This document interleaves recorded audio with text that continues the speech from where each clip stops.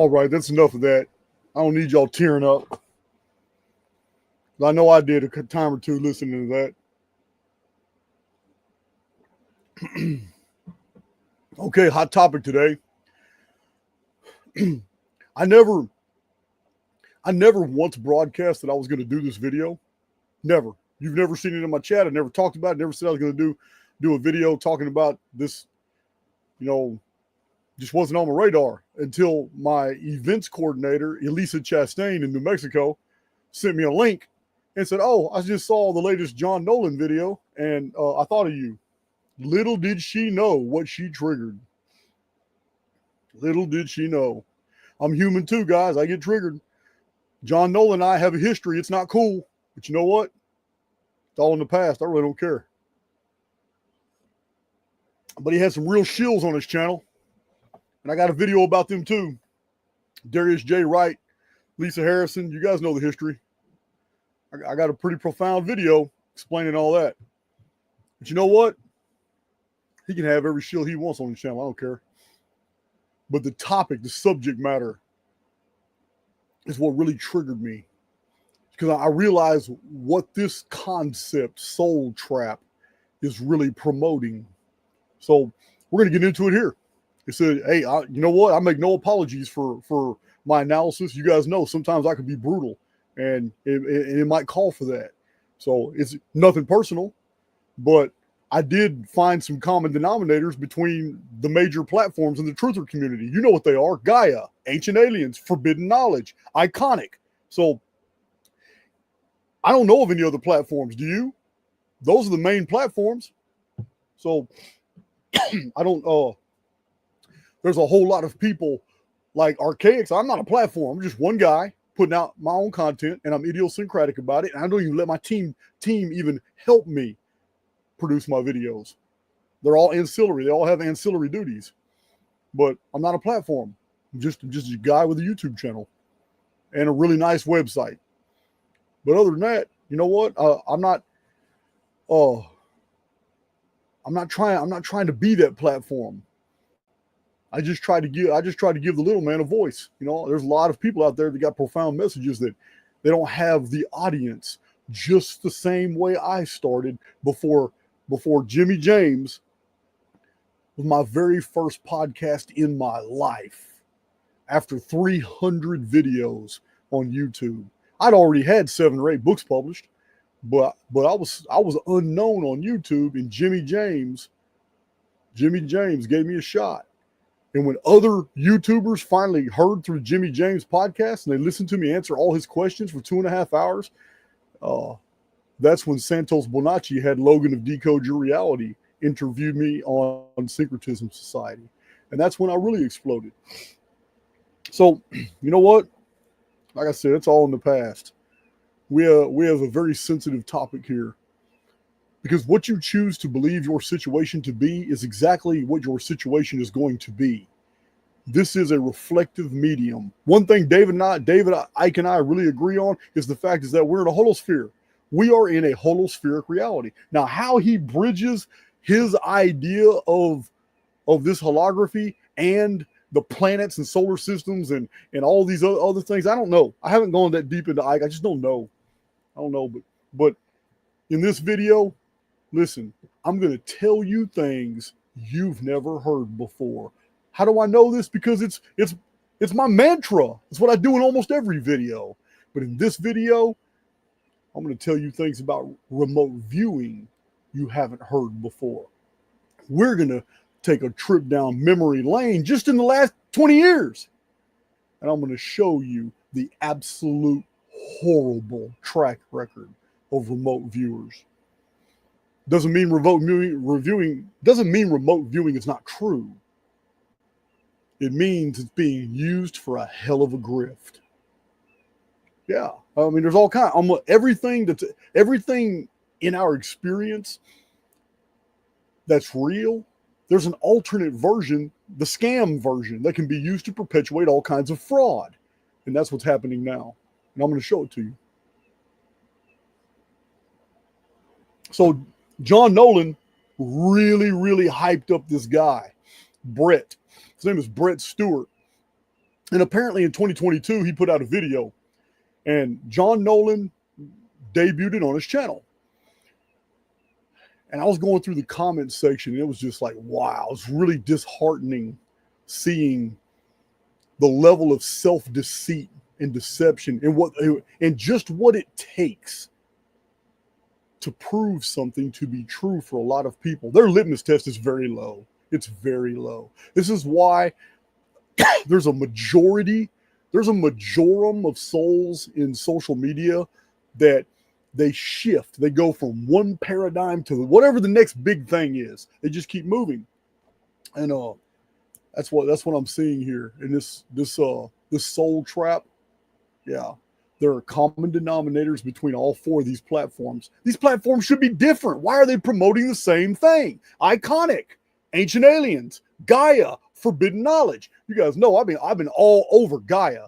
I've been calling all these people out in Gaia. None of them will come to the table. All these people are Forbidden Knowledge, Billy Carson, even beyond that, Graham Hancock, Randall Carlson, Matt LaCroix, Jimmy Corsetti. I don't care. All of them. Been calling them out. Been publishing the emails. Why won't they come to debate? Because I've published the data sets for free to the public, so everybody in the public can choose what the truth is. Look at the material. If it fits for you, then believe it.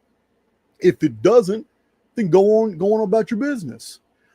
But because I don't keep knowledge like a hoard, because I don't put price tags on the individual paradigms that I'm either trying to collapse or I'm trying to promote, because I don't have these little barcodes of value on my PDFs and all the things that I've provided to the public for free,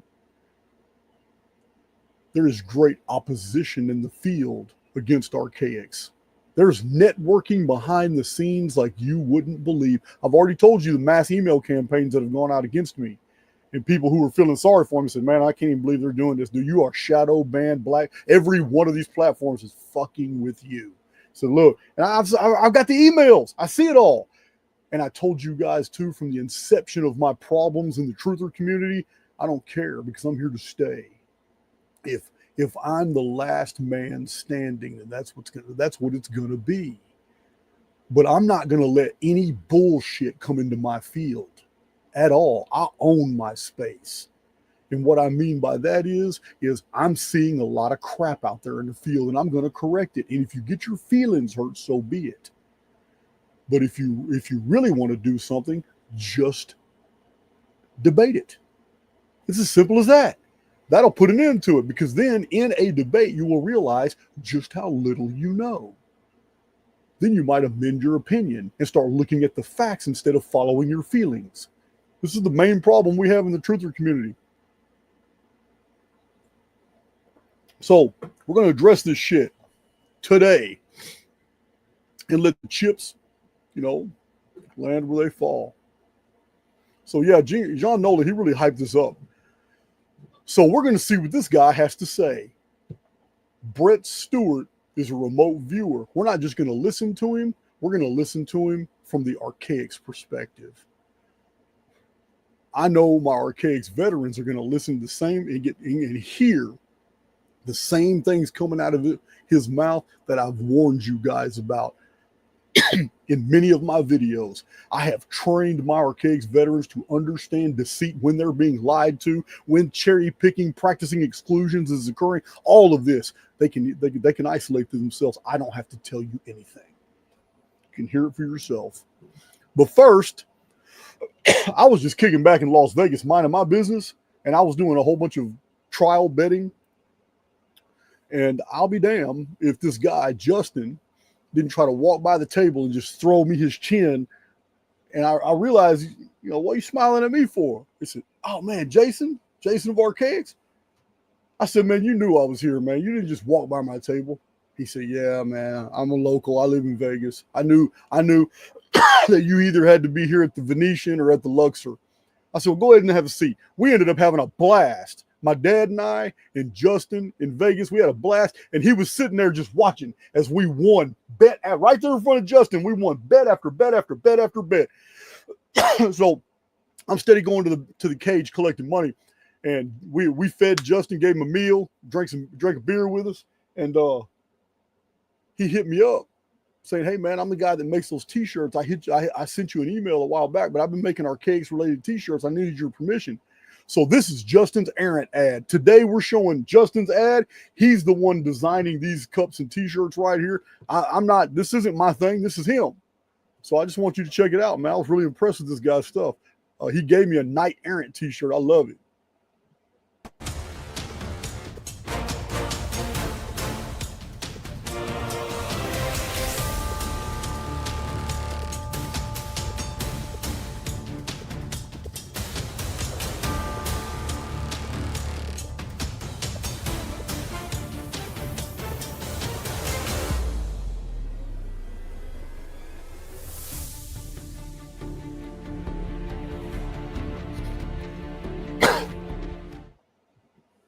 Oh man, nice, Justin. I will be back on your website ordering me some more Errant wear. I got to do that, man. I like that. Hey, Justin's information, like I said, this is not Archaix related. He's just using the brand, and he has my permission until he becomes a millionaire, and he better give me a kickback. But his information is in the description box right now. Yeah, we had a good time. And then he showed up at the meetup too in Vegas, because I was there before the meetup. I was trying to sneak in Vegas and all that, but there's too many locals like Nanny Puffins who ambushed me in a restaurant. I don't know how that woman found me in a restaurant in Vegas.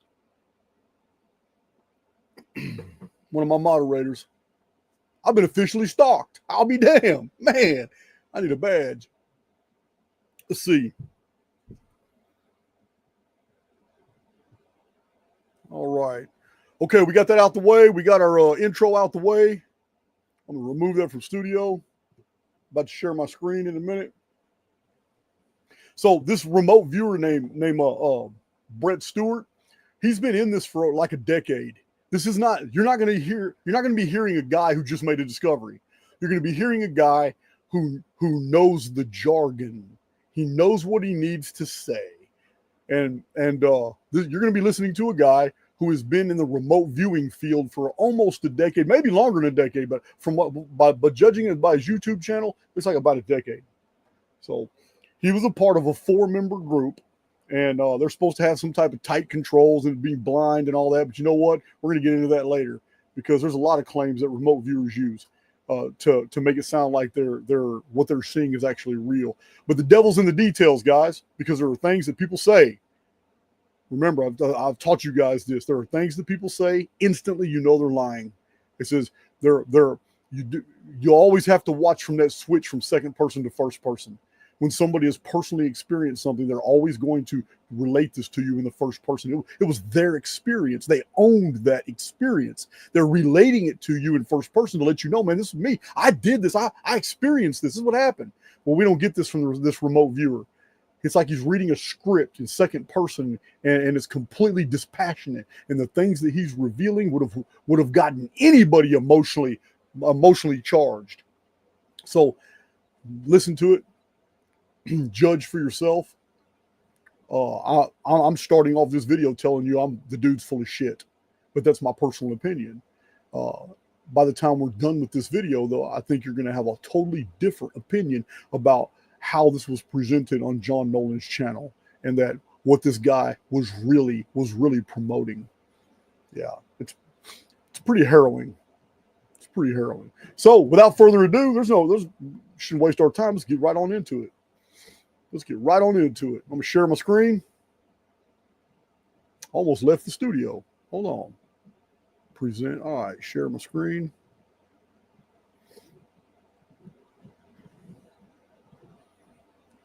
Y'all gotta bear with me. You know I'm tech retarded.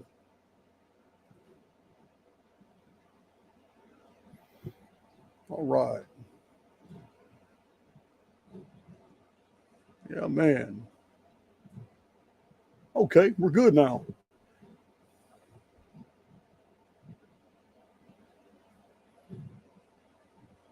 Share my screen.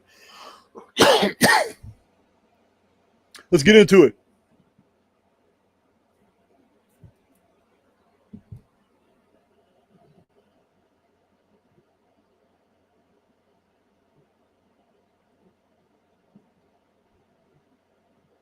Hold on. We have technical difficulties.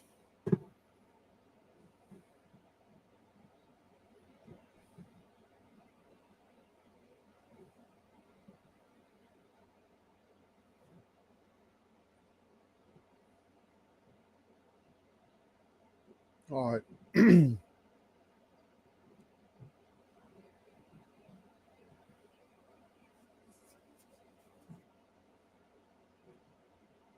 So that's not going to work. I spent a lot of time putting all those video clips together. So we're just going to have to go to the actual video itself. Boy, that sucks. What a bummer. We'll go to the video itself. I got 9 video clips already measured out, separated, downloaded. For some reason, it won't go through the StreamYard app. Wow. Isn't that something?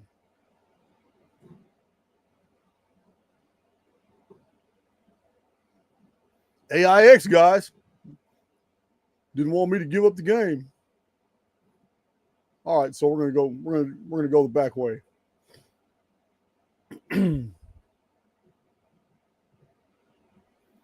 Just a second. I'm logging into it.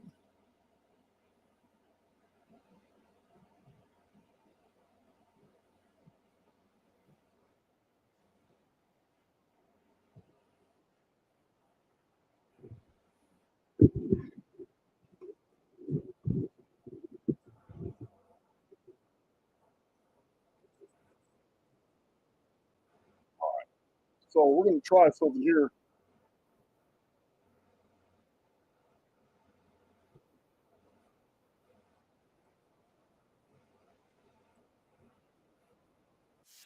Jean Nolan has a good intro.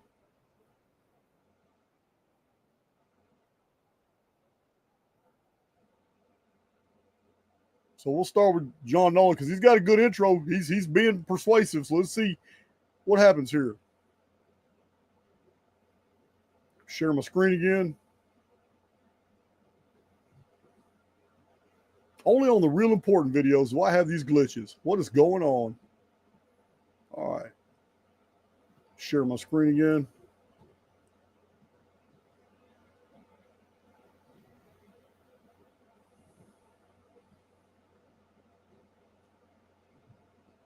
Now you guys should be seeing what I'm seeing.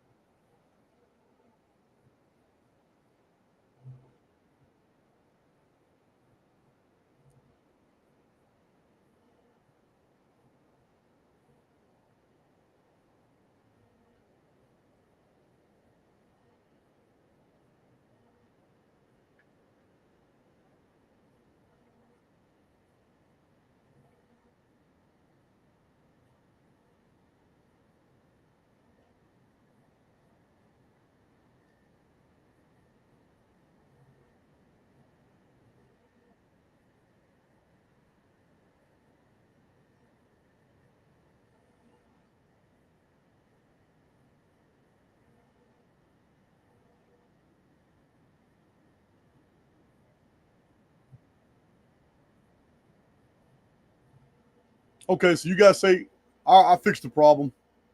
I figured it out. So we're going to stop sharing.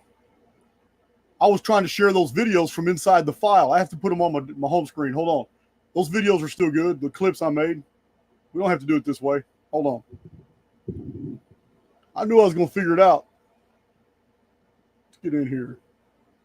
So every one of these have to be actually on my home screen. That's the only way this works. Interesting. All right, cool. All right, so putting these in order. So StreamYard won't let you share something inside of a file. You got to pull it out the file, put it on your home screen. I believe I've done this before. I believe I had this problem before. I think I have. So to begin with... Oh, I'm a beast. Oh, Jason for the win. Let's go ahead and share the screen, and let's do this right so y'all can hear it. Yeah, man. Sharing my screen now. Going in. Awesome. Absolutely awesome.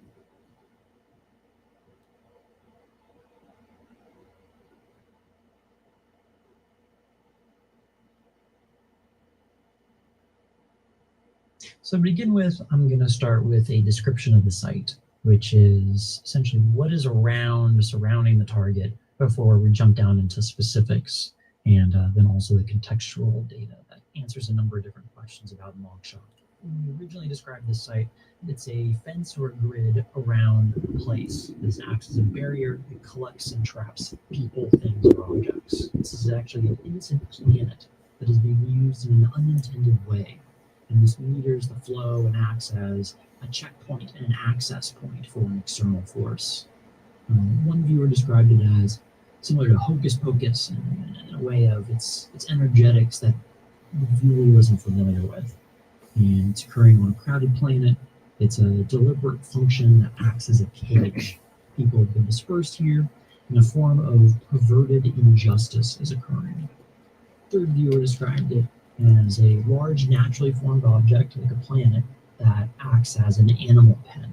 This is a refugee camp tucked away out of sight, and a magnetic force. It stirs, agitates, and it works in a cylindrical manner, like clockwork over a long expanse of time.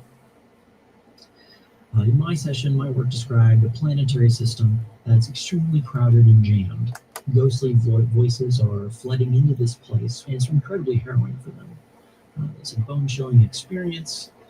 As a viewer, when I reviewed this, I had descriptions that it made me upset in the session, elicited contempt for what was going on in the site. But the activity at the site was this concept of a net that's been spun, and it's an operation of catch and release on a grand scale. So there's a massive grid that exists around this planet, and it acts as a checkpoint, a waypoint, or a rest stop where souls are drained, and then that in turn energizes something else. So very, very specific information about souls, about the clockwork nature of a long expanse of time, as well as this collecting, trapping, and then re-releasing. All this information came in. What's going on locally here? And the fact that it's the entire planet. The entire planet. So he's really big on the heliocentric model, which is fine. That's not a deal killer as far as the analysis goes. So we're not hearing anything new here. So there's really not a lot to be critical about. All these concepts have been in the field ever since we've been watching Star Trek in the late 60s. All these concepts, he touched on about 9 different concepts, and they're all kind of woven in here, and they come from the sci-fi community, and they've been around for a long time. So I'm not really, I'm just not, there's nothing really to criticize here. I am interested, though, for you guys that are into remote viewing. How does a remote viewer ascertain that this is an innocent planet? How does a remote viewer, if it's not just viewing, then we're also talking about being able to travel within the confines of space and time, being able to go forward and backward on the plane. I understand this because I'm a student of P.D. Ouspensky. I understand that sometimes, by virtue of imagination, we are able to go. We're able to traverse other planes that are perpendicular to our own. This is understandable. There's nothing to critique here, but I want to understand, how is it that a remote viewer can make these judgment calls that have nothing to do with what you're seeing visually, but are received in some other way? That's a hell of an assessment. And he makes many other observations that are not just visual, but conceptual. So I'm wondering how that was possible. I don't know anything about remote viewing. That's not even really, I'm not really trying to know a whole lot about it. I'm just going through the minutia of this man's statements and the glaring contradictions that we're going to come across. So to me, it's all very, very subjective, but that's okay. There's not a lot to critique in this first section. All 4 of the remote viewers that were on this project agree that we live on a planet. Now, I know there's going to be some red flags for some of y'all, but that's okay. I'm a simulationist, and I don't give a damn about your globe arguments. I don't care about the heliocentric model. I don't care about that space show that we see and the holofield above us. None of that stuff means anything to me. I know we live on a plane, and this is the origin of the word planet. But that's fine. If you still believe you're on a rock hurling through space, 93 million miles from the sun, and all the stars today are still in the same places they were in the 2,003-year-old Greek astrolabes, I get it. You're conditioned to believe that. It's fine. But when it comes to this analysis, you must remember throughout the rest of this analysis, these 4 men are claiming to have remote viewed the condition of our world, and they have ascertained that this is a planet. So remember, this is what they're putting out. So Soul Trap is perfectly described in this one summation, though, catch and release. I believe souls are recycled back and are harvested for energy. So in this one clip, he pretty much covered everything without even mentioning Soul Trap. We're going to get to that too. Remember, our exegetical analysis of the Old Testament was done because we showed which books didn't mention certain things, and it showed us a hell of a pattern. So we're going to see a hell of a pattern right here in the things this man will not say, and yet he will describe. And this is 2022, and all these concepts are already 20 and 30 years old. So I am very, very curious, why did Brett Stewart avoid ever saying Soul Trap in this entire, you'll see. So let's go to the second clip.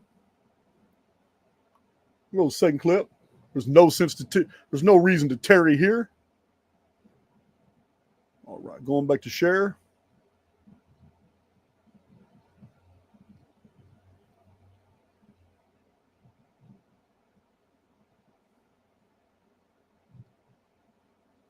The process works is that Earth is shielded by a companion object.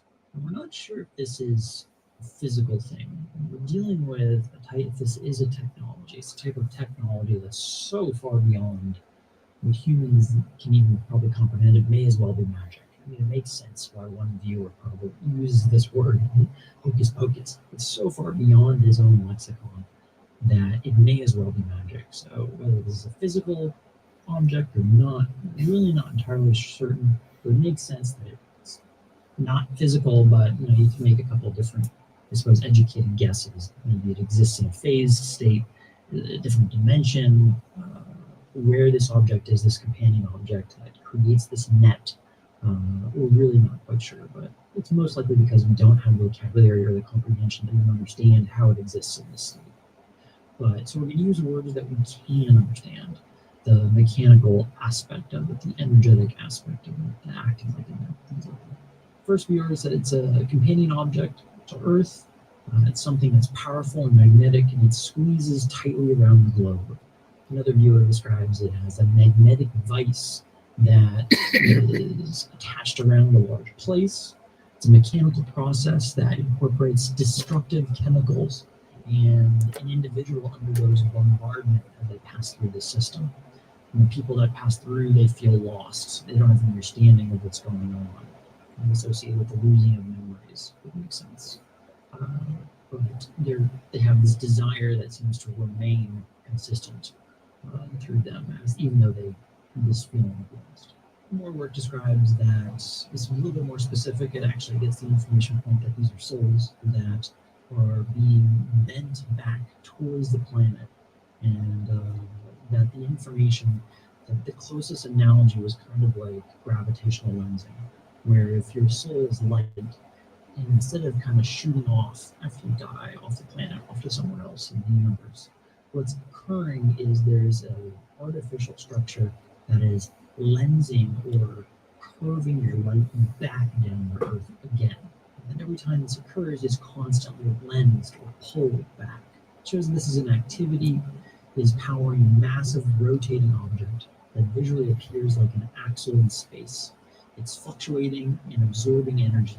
It's created by this lending effect. So the act of actually creating the lending, of sending the light source back to Earth, generates energy inside of this large structure. And it seems to be, I mean, there's chemicals that seem to be involved, at least that's what the pilot described what's going on. Something being bombarded into a destructive process, which I'll get into a little bit further in the work.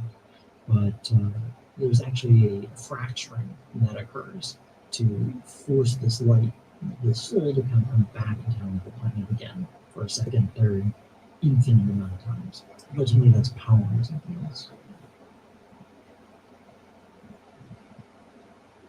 So he introduces the idea that the moon is the creator of this prison net, but he never mentions the moon. So it's a companion object. He could be talking about a different object. He may not be talking about the moon, but he wasn't specific. So I'll grant him that.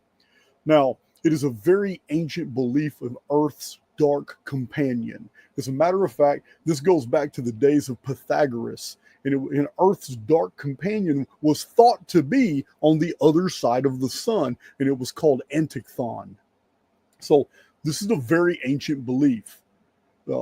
This seems to be what he's describing without ever mentioning it. And in 2022, everything about the Pythagorean cosmos and system and the belief in Antichthon was widely known. So not to mention it here, that's cool, but he did do that. And artificial structuring that is turning souls back to Earth. So artificial structuring implies something mechanical, some type of technology. So we have some type of technology that is pulling souls back to Earth. That's a hell of a claim. Remember, extraordinary claims require extraordinary evidence. We're going to get to this too. But this would completely change what the soul is, according to almost every species of analysis of ancient historical, ancient philosophical, ancient even theoretical and religious models. Completely changes what a soul is if technology can affect it. So the prison is getting its energy from souls recycling back. Here's your soul trap idea. So it is interesting, though, that why do souls require a planet? Why is this planet model pushed so hard here? Well, I don't get it. I mean, what's wrong with living in a realm? If we were to get on Google Maps right now and show the sky at 60 miles altitude and then go all the way down and just keep blowing it up, blowing it up, blowing it up, blowing it up, we're tiny. We are so infinitely tiny by the time we get to the surface and we show a little picture of us standing in our yard. We are so tiny compared to the plane that there is no way by our size we could ever ascertain if we're on a globe or if we're on a plane, if we're in a realm. This is why I'm a simulationist. Everything that we know about the shape of the world is second and third hand information. So this is just a realm. It's an experience. It's an experience, not a cosmos. Let's get to this man's the third one. Hey, if some of you are on your phones and you know what, you can't hear it, then you're just, you know what, you're going to have to watch it on a laptop or watch it on a computer or something. So the second contextual part of the information that is described is, well, what is being done to the reincarnated souls? There's a fracturing that is occurring. So the mind, the data specifically stated that the mind and body of a person is splayed and fractured. It's rendering them very confused and upset about their predicament. Something is being extracted and taken from them without them being conscientious of the occurrence. The analogy I was using in the work is that of bees in a box, or like a harvest of honey from bees. And then there's a honeycombing, and some kind of the trampling through the mesh that's occurring, that's going on. And then there's a third party that comes in, extracts honey out of this box, this bee box, takes it for some other purpose, and then puts the bees back into the box. And that's a very close analogy that matches with what is going on here with souls. Another year described as harvesting. There's a harvest that occurs when the soul goes up and is refracted back down. More no viewing work describes that there is the whole circumstance itself is referred to as toxic. The number of souls, the amount of individuals that are reincarnating in this wheel is that creates an instability that is required for this alchemical process. Is that without this volatile planet, without volatile souls, without creating this certain type of scenario where someone's taken and thrown back with no memory, it wouldn't produce what is desired by this third party. The crowded state of Earth and the number of souls here is required to create an optimal environment to extract its desired. The confusion and anger caused by the confinement feeds into this process. And an aspect of the individual's mind or their soul, the intelligence itself, again, it's using our language, may not be literal, maybe more metaphorical, but is that the intelligence of the mind of the soul is being fed on by an external parasitic force. And the drawings of this in the no viewing work were not particularly pleasant. They're slightly grotesque. When the descriptions of this type of thing that was doing this process, that would be used to associate this as something that's warped, sadistic, and twisted. That's actually doing this process. Wow. So let me give you, I'm going to stop sharing for a second so you see me better. If I can figure it out. Shit. I'll stop sharing. So, okay. I'm going to, let's just assume that I'm a guy in 1527 that got scooped up by some Dominicans because one of my neighbors really likes my wife. So he said I was a warlock, and he produced evidence. He went and planted some stuff out by a tree and made it look like I've been over there going, that's my secret place where I cast spells and all that stuff. And he named a couple of the females that were witches that were a part of my coven, hoping that the Dominicans would take me, they would torture me into a confession, they would burn me at the stake. So this happened for a 400-year period in Europe. Let's assume it's 1527, toward the latter end of the burning times, and this is what's going on. Now, let's assume that I'm in the dungeon and I'm watching as these women are getting paraded in front of me while I'm chained to a wall. And it's just not my turn yet. But these women come from other villages and other communities, and one gets in there and they work on her for about 35 minutes, and she breaks, signs a confession, and then 3 days later they're going to burn her at the stake. And I'm watching all this. I'm a victim too. So I'm sitting in this chamber seeing what's going on. I know these women are innocent. I'm watching what they're doing. I see the torture. I hear the screams and the agony. I see what's going on. Not one of these people willingly signed the confessions. They were all coaxed to do it just to stop the pain. That's all it was. And I watched this. So I'm found innocent because somebody else goes to the church who's very powerful and happens to know me really well and knows that this guy set me up and brings witnesses, and he ends up taking my place and they torture him. And I go and I get out. Assuming arguendo, these are the facts. Now let me tell you about it. Yeah, and and it's a woman went into the chamber, and they just put her on the table, and she was tortured, and they put hot irons on her, and after a while she broke, and they came in and they did a ceremony, and they read, and they put her hand on a Bible, and her hand was covered in blood because they pulled all her fingernails out, and they put her hand on the Bible, and she had to swear, and then she was forced to sign a document with her left hand, even though she was right-handed. So they waited patiently while she signed it, and they left her alone, and they put her in a cage. And while she was put in a cage outside the window, we could hear the screams of two women that were being burned alive out deal. And their hair caught on fire, and there's a lot of people watching it, and the crowd was kind of quiet, and it's everything related in the second person as if I wasn't even really there. Everything just monotone. I'm just providing this analogies because that's what I get from this guy.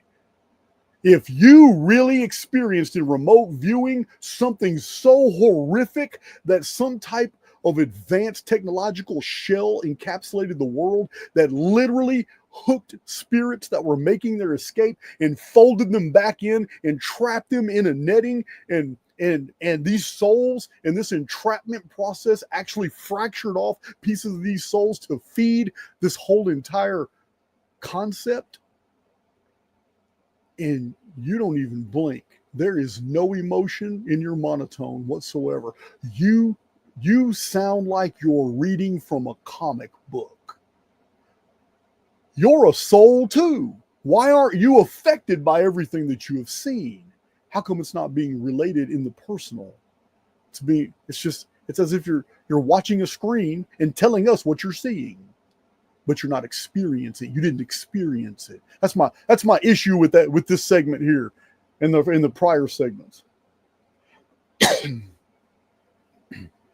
So another thing that was a catchphrase to me was he stresses that the world is absolutely overcrowded, and it's designed that way, and it's causing this problem and all that. Who told you that? Do you work for the World Economic Forum?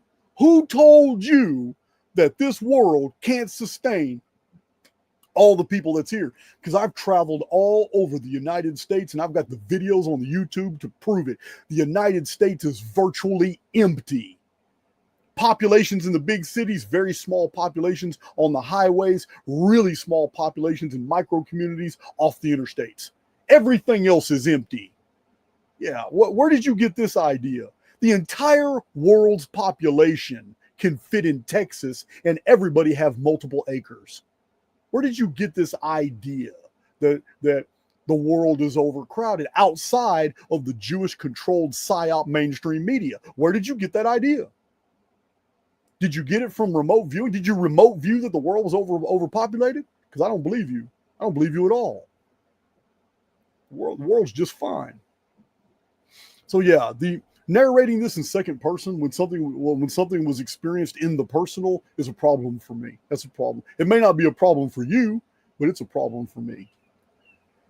It's just I can't believe it. He seemed so ingenuous to the very horrors that he witnessed. So the repetitive reinforcement of the words planet, of the world, describing the world as a wheel, the globe. These things are all thrown out there. I mean, it's clever, but there's a psychological condition being manipulated here that people fall prey to when they hear things like this. We're going to talk about that too, but it's not time yet. We need to watch the next video. So, in this presentation of this guy, soul trap is the mixing of the material and the spiritual. Yeah, spirits are affected by some type of technology that brings them back. So this is where we're going with this. We're going to go to the fourth clip. Let's share it now.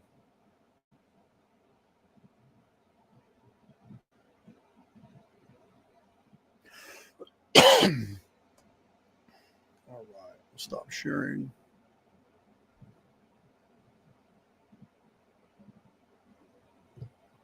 Let's do it.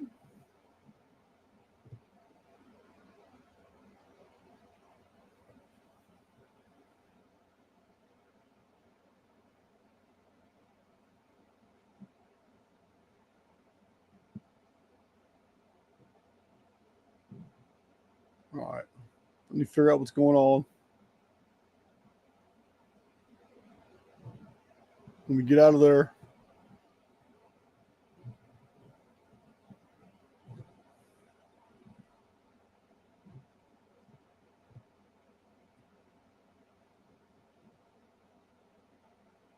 Oh man, what is going on?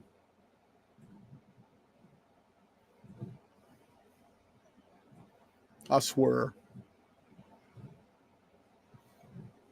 This is some real interesting. I'm going to stop sharing that and I'm going to go back in.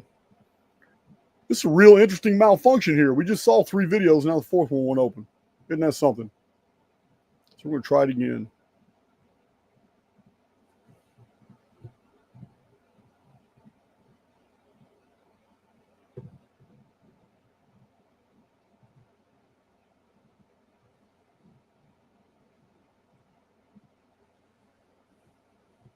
Oh my God.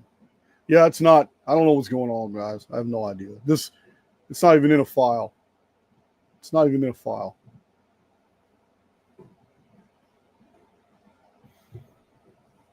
Not even in a file. The next clip is only a minute long. All right, the next clip is only a minute long. It's no big deal. I don't know what's going on. And I'm not going to worry about it because I got too much to show you. I was going to make the video super long anyway, sharing all these clips. So the fourth clip was real simple. Multiple times in the fourth clip, he just keeps throwing planet out, planet, planet, planet, planet, planet.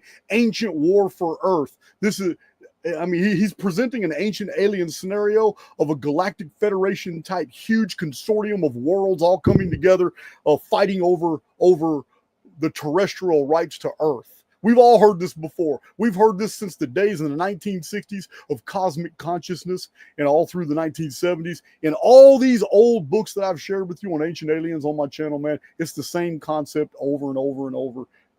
There's nothing new to this at all. This is just the Galactic Federation repackaged is all it is.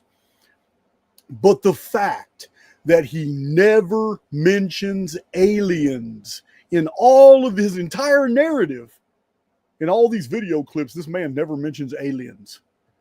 But he heavily relies on planets and star systems and galaxies and all. There's a reason for this. Remember, in each video clip, there's something he's describing, and it's very well known in the field, but he never actually mentions what it is. It's a psychological technique. I'll get to it in a minute. So he's definitely trying to get you to connect the dots because he doesn't want to connect the dots for you. It's an intergalactic war, but there's no mention of aliens anywhere. Anywhere. That was the fourth clip. It was a minute long.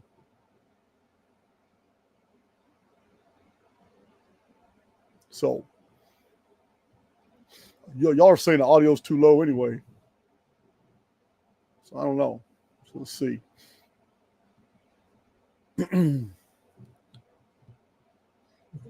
Okay. So it's something in my system. So I'm going to go ahead and share my screen because the same file that I told you wouldn't open just opened up. Yeah, maybe I just got to keep trying. All right. We're going to watch it now.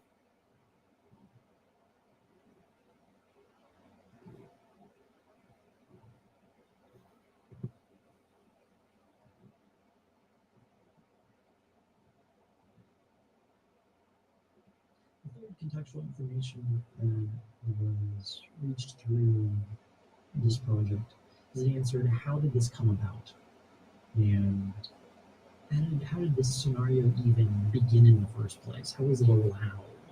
You think of if so there are forces that are beyond the planet that have the ability to affect what's going on here.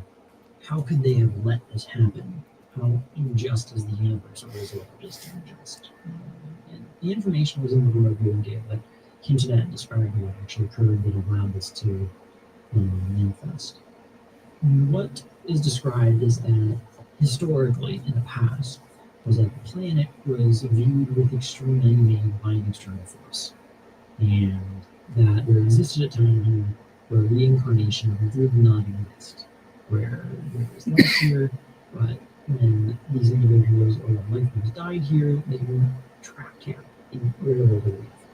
But the planet itself was viewed with a significant amount of envy by this outside force. And what occurred was simply described as a massive war. There were massive explosions. There was a huge force that was met with resistance in this particular place in the universe, and the fate of the planet was decided. Ideas of destiny, the massive war that occurred place, battle scars on the surface of the earth, things like that. But ultimately, came to a conclusion, a period of time, an expanse of time, we're really uncertain as far as what the real data is saying. But ultimately, at the end, an armistice resolution was reached. And then there was an agreement made that both opposing sides, for a period of time at least, that there would be a truce. However, those that were wanting to protect this planet, to prevent the group that looked at this place with envy lost. They were unable to prevent the outside force, and there was a sense of something was given up. And what was given up was part of what was given up in this massive war was Earth. And so this is why we think that there was a much larger conflict that just had to do with this human solar system. And there was a treaty that was signed. It was like, okay, well, we'll give you this, but you can't touch any of this other stuff over here. And there's an agreement. Part of that agreement, part of that signage, if you will, on that treaty was they signed over their protection or whatever it was that they the right to keep it the way it had been previously to where we know it now. They signed it over to, okay, well, you can take Earth to this outside party that looked at everything. And ultimately, the reason it came about was conquest. It was conquest by an external third party that came in through domination, brought about what is this here today. Sound like a comic book to me. That's okay. We'll give them the benefit of the doubt. We'll go straight into the the fifth one. Oh, you got to be kidding me. You got to be kidding me. All right, try this again.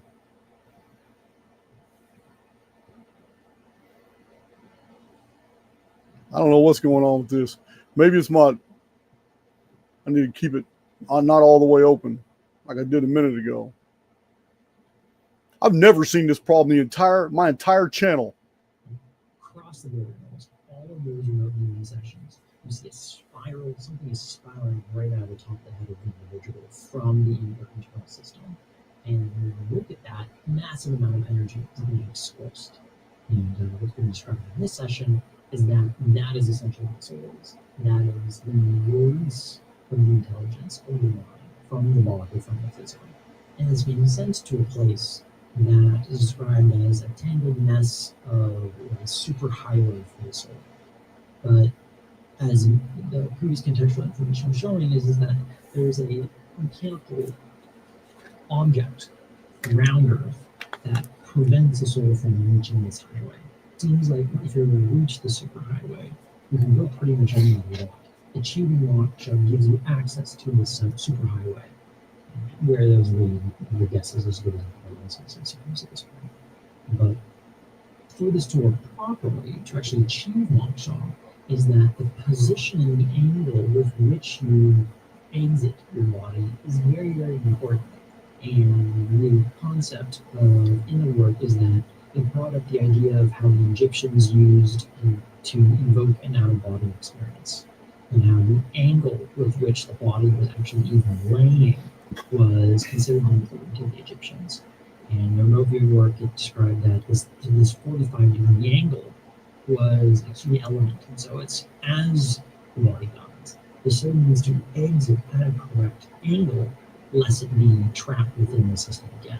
And it's refracted back and lensed back into the body. Oh my God. A mechanical object that stops a soul from escaping may as well claim that ancient aliens have defeated God. Yeah, they defeated the Oversoul, the Creator, a technologically advanced alien species. He won't say aliens. He won't say Galactic Federation. He won't say any of these things. But they have found a way to defeat Source and separate Source from its own children, its own souls. The 45-degree angle required for a soul to leave the body in order to make their escape is about the dumbest claim I've ever heard in my life. I had to listen to it 2 or 3 times to make sure that there wasn't something I was missing. This admixture of the materium with spirituality is heavy through this entire video.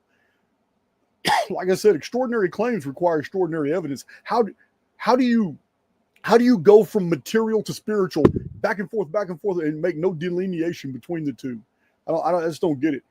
And how are you right now? I mean, every one of you listening to me right now, how are you going to determine if your spirit is going to leave your body at a 45-degree angle? Because first of all, what is the frame of reference? 45 degrees from what?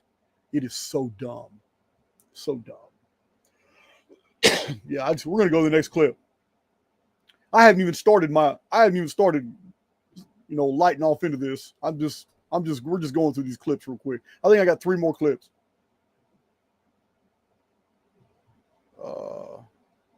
Yeah.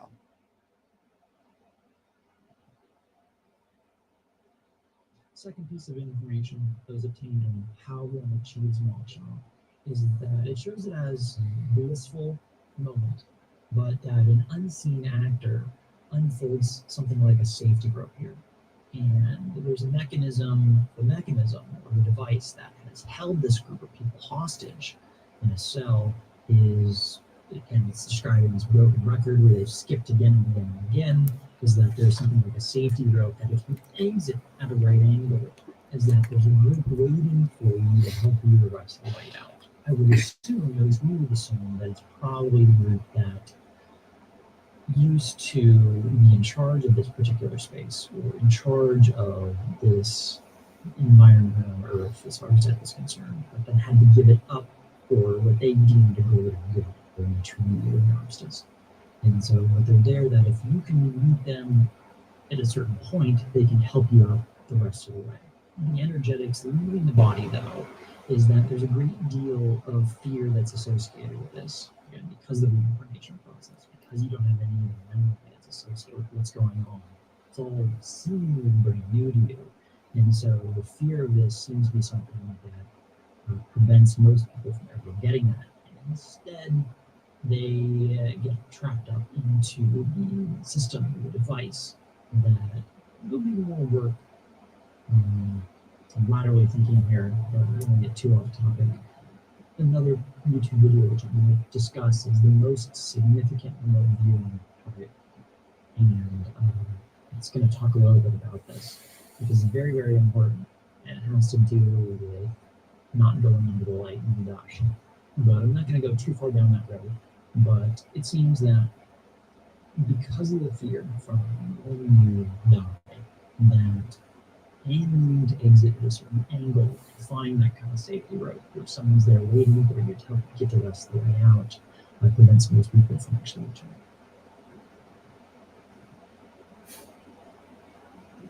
I don't even know what to say to that.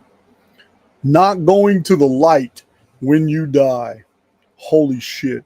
Do you remember 3 years ago when I was calling out the community? Anybody in the truther community, please, would you inform me of a single historical text, a single record, a single belief prior to poltergeist, don't go to the light, where we have ever heard such a theory before? I just want somebody to show it to me. Somebody show me any reference from the historical record at all prior to the movie, The Poltergeist, that said don't go to the light. That's all I want to know. So anyway, we're going to go to the next clip. But to me personally, this guy's telling a story. He's been given a script. I don't believe anything he's saying that was personal experience. And I'm going to tell you why when we're done with these clips. Go to the 7th clip. We got 1 clip after this. Oh, we're going to get that open. We're going to get that open.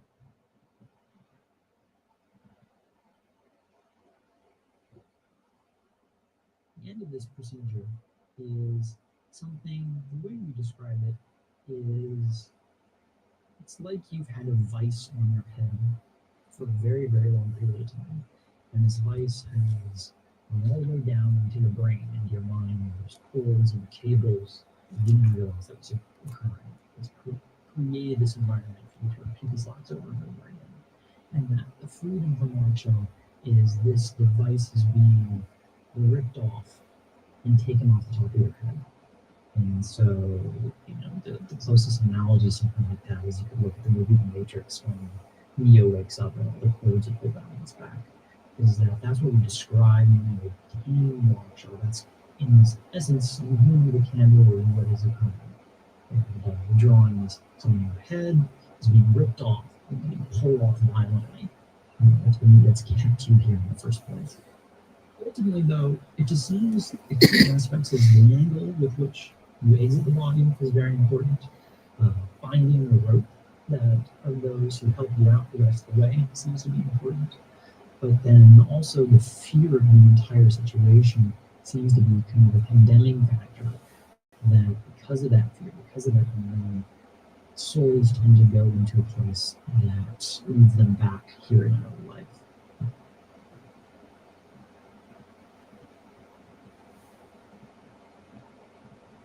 Well,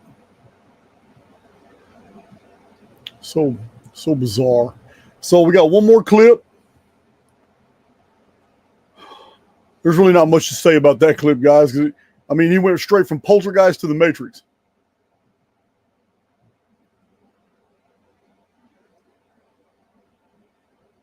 Oh no, you're gonna open. You're gonna open. My last clip, you're gonna open.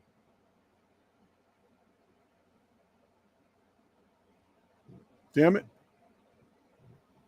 This thing's really getting on my nerves, man. I do not know what's going on with this today.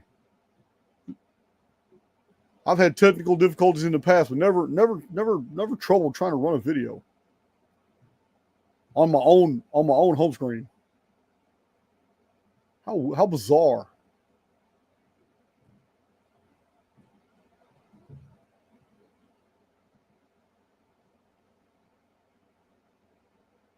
So the next bit of contextual information that we were able to obtain with the project is it was to answer why was the system created in the first place.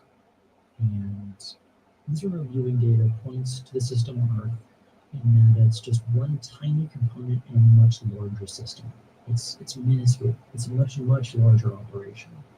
And it describes that we are part of a funnel, and it's a slough or a state of moral degradation or spiritual dejection. And the system encircles us, and as proponents have cast a wide net, not just here on this planet. And the advocates or the torchbearers of this system, they, whether or not it's exactly these things against the viewer's vocabulary, I always really have to stress this. So it's like this, but those who advocate and perpetuate the system, the closest vocabulary in the viewer's own words is that these things are ingredients. And so they're not really wonderful things. Previous work was like, well, what's feeding on the intelligence during this extraction process? It fractures the individual soul and sends them back as something parasitic, and it's twisted and warped. But the work describes that they have put man in this cage, the mind in this cage, and that wars of men, anarchy, destruction, societal overthrows, cyclical revolutions that occur down here all fuel the system that actually keeps us on track. And so the unstable, this goes back to reinforces the idea of the alchemical process of this, the stew that's created down here, the uncertainty, the mayhem, because there's just far too many people here on this planet. You heard that? Did you hear that? There's just far too many people on this planet. I know y'all heard that. All right, we're done with that clip.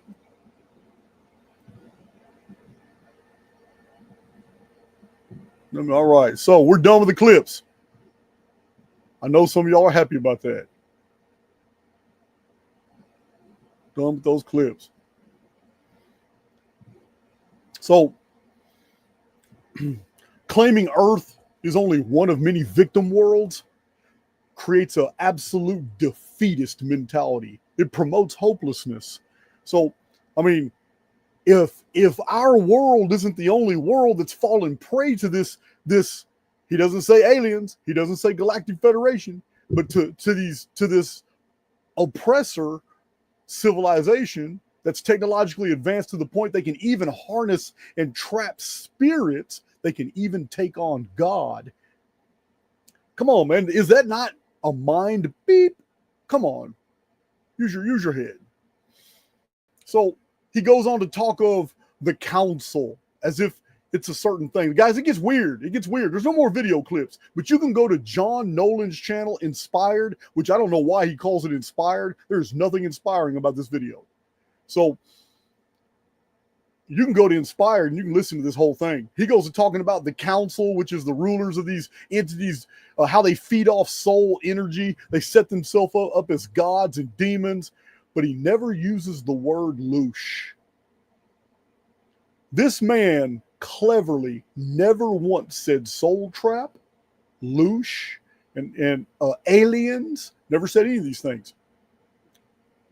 And yet it's a perfect way to describe them. Why would you ignore these frames of reference when they're common and we can all agree on them? Why would you specifically leave these out in your descriptions? I'm going to tell you why here in a minute. So he perfectly describes these portals that they use to go from system to system. Never once says stargates. He personally saw, this is what he claims, he personally saw one of these gods. And that god knew it was being watched, and it turned to regard him. And he said that he felt like it regarded him as just insignificant, not a threat, and just, well, why would the god look at you to begin with? If you're so insignificant that you felt like the difference between a gorilla and a gnat. Yeah, I'm going to tell you why. It's because it sounds like it came off a CIA script. That's exactly what the agenda is to get people to lose their faith. This was the communist agenda as well. It's been very widely published. It's just put into a modern package. So he reiterates that planets have cages around them to trap souls, but never is there a description as to how this is happening. In the final 2 minutes of the video, he literally admits, and then you can see his face. It's like, oh, he knows he might went it too far. But he literally admits in the last 2 minutes of the video that he has read a lot about prison planet theory. Cat's out of the bag, Billy. Cat's out of the bag, Billy. Isn't that what Morgan Freeman said? Oh, man. Is there a term for a type of manipulation where a narrator indirectly references things so the listener connects the dots themselves? Is there such a phenomenon? So that the listener will believe they actually figured something out on their own. Oh, yeah. The Socratic method is genius. This is a little bit inverse to that, but it's still the same concept. Storytelling technique is often called indirect exposition. Anybody can look this up. Other people call it breadcrumbing.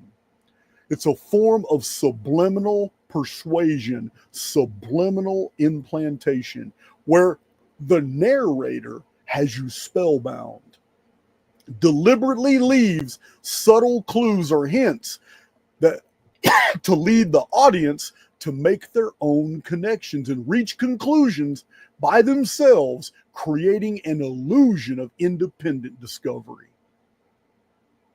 This guy mastered that.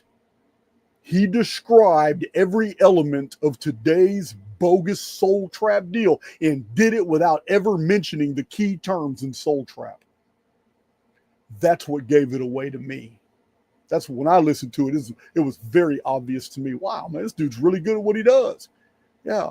Remember, I told you guys in the past, I was bored. I was really bored in prison. So I read everything. And one of the books that I read was Neuro-Linguistic Programming.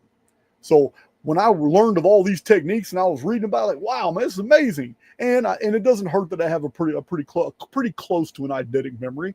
You guys know I've memorized hundreds and hundreds of dates and can tell you exactly what happened on each date and what they mean to each other in juxtaposition to other timelines.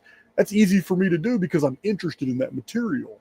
I'm not really interested in any of this right here, but I remember reading all about the tools of manipulation and how to know when somebody's lying to you. So you can read the NLP too. It's about this thick. And for a while, it may still be, but for a while, it was a CIA handbook, Neuro-Linguistic Programming. So this technique is real powerful, guys, because when people feel they figured something out on their own, it's theirs. They possess that knowledge. Therefore, they will defend it more. That's what makes it so dangerous. That's what makes it so dangerous. This type of subliminal implantation is dangerous because the person that falls victim to it becomes its chief proponent. Intelligence agencies in the truther community. I've been saying it since the inception of my channel. Yeah. You already know, guys. Yeah, man. So it's related to the psychological concept of self-generating insight, where conclusions feel more authentic and meaningful when reached through the personal deduction, and they weren't force-fed. That's why he didn't say soul trap. That's why he didn't say aliens or ancient aliens. That's why he didn't say emerald tablets of Thoth, although he perfectly described them. And you guys know from my video, I show from the historical record, no such thing. Billy Carson's emerald tablets of Thoth the Atlantean was made up in 1950s by an author named Dorial. And Billy Carson ran with that like it was history. Yeah, it's crazy. Absolutely crazy what's accepted as evidence. It's just, anyway, this is a very common technique in mystery writing and in propaganda. Yeah, man, don't take my word for it. Go find out for yourself, guys. Take my word for it all. It's just so crazy. The whole thing's just so crazy. So we need to set up some boundaries real quick, because I'm about to go hard now. We're done with that.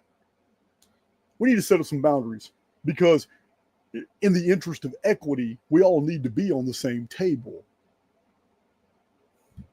Remote viewing definitions.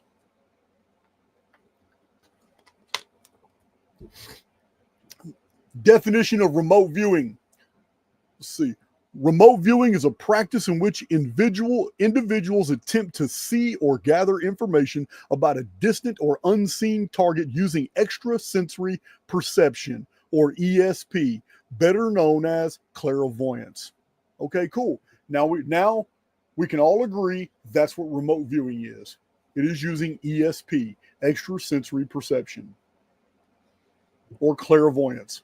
So, soul trap. Let's not disagree on the definition of soul trap, because at the end of this video, I'm going to show you why Archaic's model of what our experience right now is very far removed from soul trap.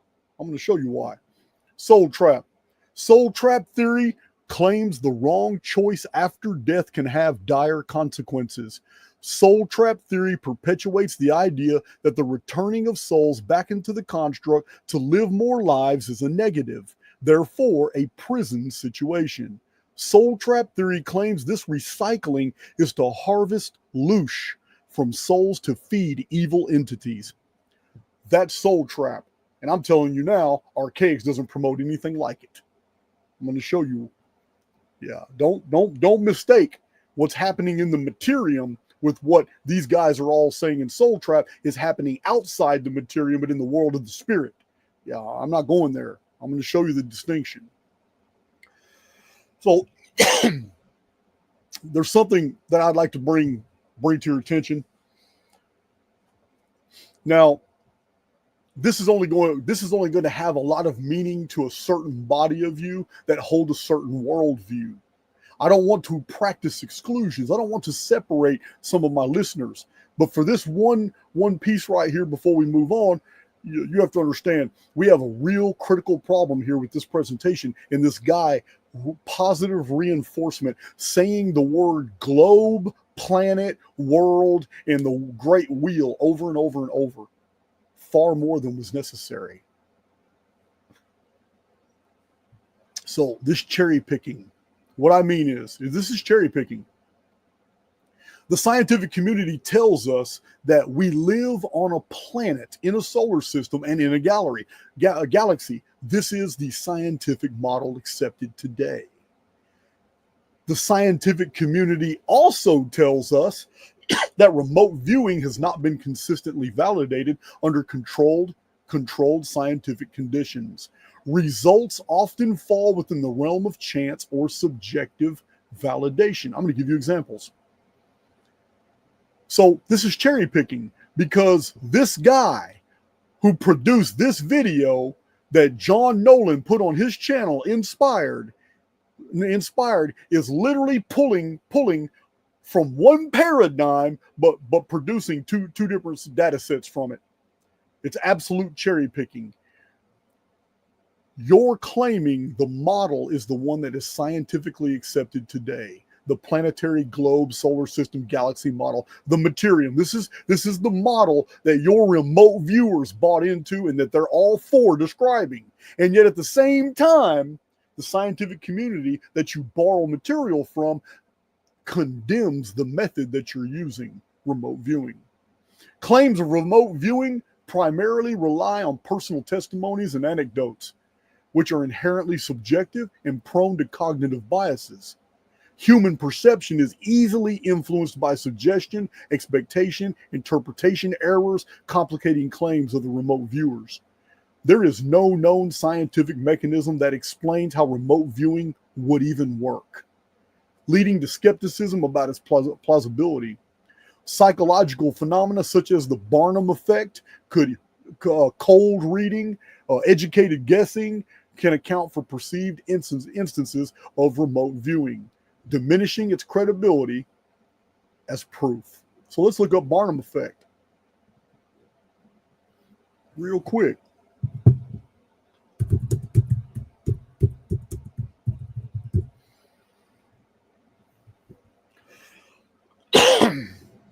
Share my screen.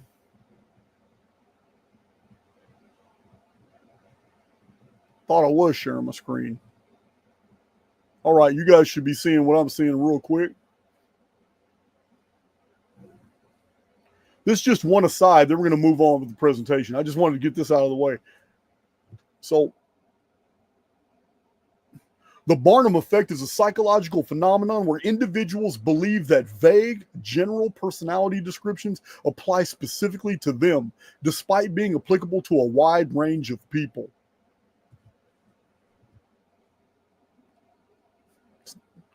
Paul Mills said that a sucker is born every minute.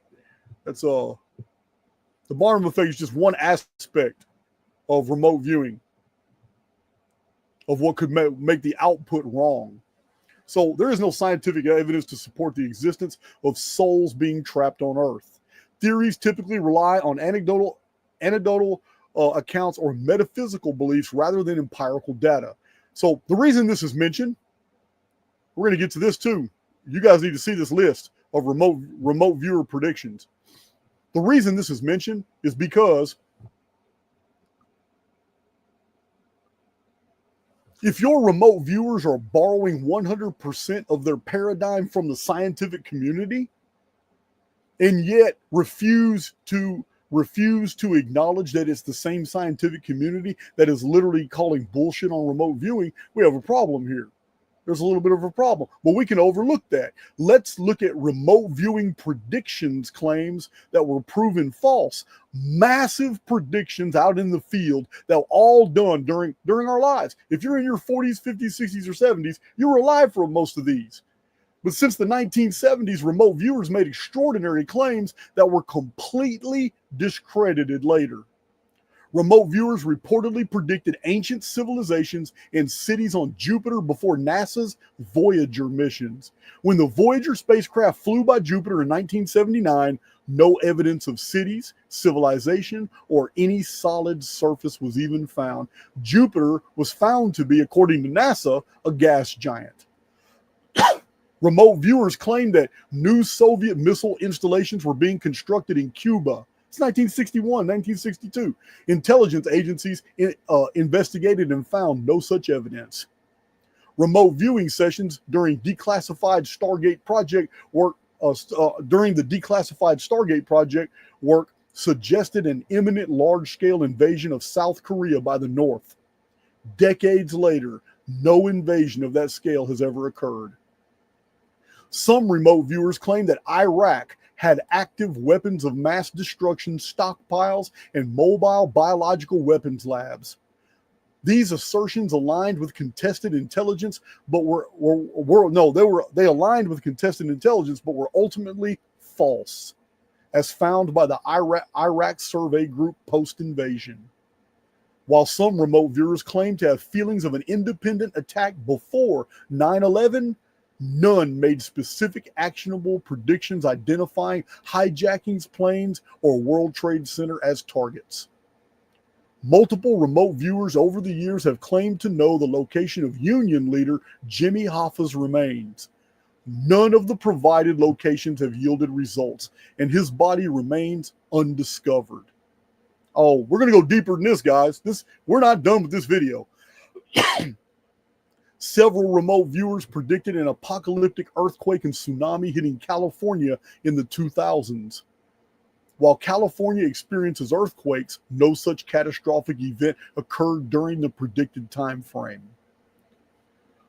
Though often associated with misinterpretations of the Mayan calendar, remote viewers also contributed to the prediction that a major global catastrophe or transformation would occur in 2012. Nothing apocalyptic happened. So, let's look at that. Remote viewers all dated Atlantis by the popular dates that Archaix has proven are wrong. Listen, don't take my word for it. If you're new to my channel and you're just listening to me, Graham Hancock, Jimmy Corsetti, Billy Carson, Matt LaCroix, several other people have all received personal emails from me challenging them to a debate about the dating of Atlantis. None of these men will come to the table because I produced that data for free to the public and showed everybody that Atlantis can only possibly be dated in the 13th century BC. And I gave all the reasons from Plato's narrative as to why it has to be 13th century BC, and not 9,600 BC, Younger Dryas period. If I was wrong, Graham Hancock would have saved face a long time ago instead of letting me chip away at his empire. Billy Carson wouldn't walk around with mud all over his face because he's sick and tired of all the Archaix call-outs because he keeps running and everybody knows it. Yeah. Jimmy Corsetti can't stand me, has already blocked me on Twitter, and won't come to the table either because he knows the whole Archaix structure of Atlantis being Ice Age dated is total BS. I'm not making idle claims. I make claims backed up with irrefutable data sets. And the proof is the fact that not one of these men will come to the table. So don't take my word for it. Take the word of all my adversaries out here in the field, because they'll tell you real quick, I hate Archaix. Yeah, real quick. So remote viewers all dated Atlantis by the popular dates that Archaix has proven are wrong. Courtney Brown, Aziz Brown, and Daz Smith, Farsight Institute, conducted multiple sessions targeting Atlantis without knowing the target. Where did you hear that before? Without knowing the target. That's the same thing the dude just said in this video. They reported seeing an advanced coastal civilization that experienced a dramatic, sudden cataclysm involving massive floods, earthquakes, and social breakdown. Interpretations of their results often place this destruction around 9,500 to 10,000 BC, consistent with Plato's narrative. No, it's not consistent. My Archaix veterans all know Atlantis wasn't 9,000 years before Ceylon. The Egyptian Sais priesthood told Solon it was 9,000 moons. And this isn't Jason of Archaix making this up. I cite all the ancient historians who said it. The ones ignored by Billy Carson, by Graham Hancock, Matt LaCroix, and Jimmy Corsetti. They're not the only ones. Randall Carlson, too. I need to keep adding Randall Carlson to the list. Yeah, man. Ed Dames in the 1990s and early 2000s through. How many of y'all remember this guy? Major Ed Dames. Training material. I think he was on Coast to Coast with George Norrie one time. But through Major Ed Dames' training materials and media appearances, and his remote viewing team reportedly targeted ancient civilizations and made passing references to Atlantis. The destruction was generally interpreted as occurring near the end of the last ice age, around 9,600 BC. Where do you think Major Ed Dames heard that? Yeah, he didn't come back from a remote viewing with that date. He already had that date in his mind before he even did the remote viewing session. Dick Algieri, and Hawaii Remote Viewers Guild in the 2000s to 2010s. Sessions intended to uncover secrets of ancient civilizations sometimes returned descriptions of sinking land masses, advanced technologies, and destruction that fit classic Atlantis imagery. Though not mentioning Atlantis, interpretations place these events around the Younger Dryas impact hypothesis time window, 10,800 to 9,600 BC. Nice illusion to get you to make the connection. Same thing, the same tactic this other guy employed that was on Jean Nolan's channel. How you even say that? Joe McMoneagle's work spans many decades from the 1970s to 2000s and did not often target Atlantis directly. He was tasked with viewing pre-flood civilizations. He sometimes indicated that the civilization perished around 9,000 to 10,000 BC, again matching Plato's erroneous account. Come on, man. These guys need to stop. Stefan Schwartz. May the Schwartz be with you. Mobius Group Archaeological Remote Viewing, date 1970s to 1980s. Description: although Schwartz never stated they found Atlantis conclusively, his archaeological remote viewing teams investigated areas like Bimini and the Mediterranean using remote viewers. The findings of the Mobius Group Archaeological Remote Viewing project describes submerged ruins and a catastrophe occurring toward the end of the Ice Age. Where have we all heard that before? Timeline: roughly associated with the 9,600 BC time frame, particularly in conjunction with flood myths and sea level rise data. Oh, sea level rise data, Younger Dryas period. That's Meltwater Pulse 1b of Graham Hancock. Yeah. That man will never debate me. Take my word for it. Remote viewers all predicted. Listen to this. Remote viewers all predicted destruction of 2012. For those of you who don't know, my Archaix veterans are tired of hearing this. But for those of you new to my channel, in 2011, my publisher, Booktree Press in San Diego, released my third published book. And in that book, I showed in 2 chapters that 2012 is not the end of the Mayan long count. And the only thing that's going to happen after 2012 is 2013. Nothing's going to happen. My book was true. 350, 400 books, all promoting destruction and paradigm shift and all that in 2012 were untrue. And yet many of those authors, you know them today. They've quietly shelved those 2012 books so they can promote new theories, new paradigms, and hope you forget who they are. Total bullshit. Ed Dames, Major Dames, we just heard about him. He got Atlantis wrong. Now, predicted significant solar flares would cause widespread disruption, claimed there would be major Earth changes. His kill shot prediction involved devastating solar activity. He's like a modern day, what's that guy, man? He was on my channel. The dude is always doing solar flare activity, always producing all the NASA data. I can't remember his name now. Can't remember, man. You guys know who I'm talking about. I've had him on my channel. 100% uniformitarian.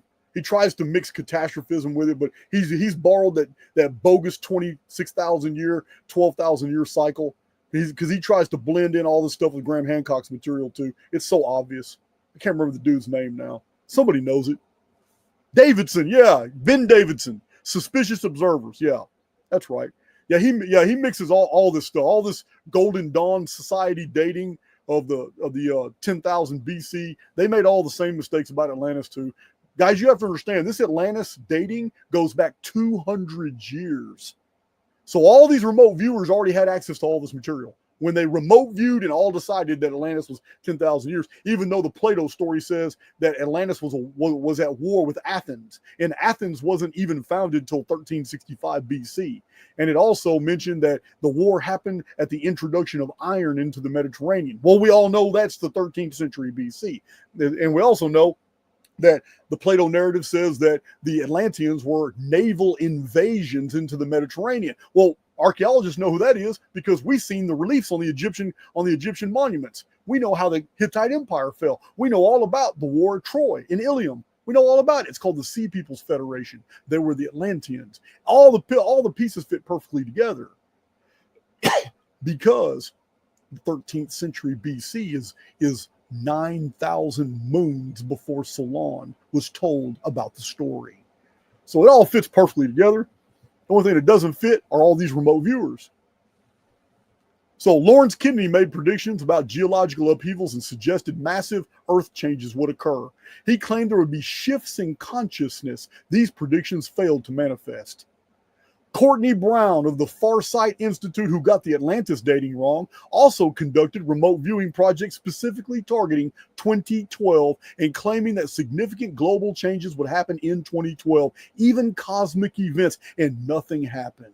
Gordon Smith claimed to see major environmental changes and predicted significant societal transformations, even suggested spiritual awakening events. The only thing that happened in 2012 was that 2013 followed. Aaron Donahue made predictions about Earth changes, suggested governmental, social upheavals, environmental disasters.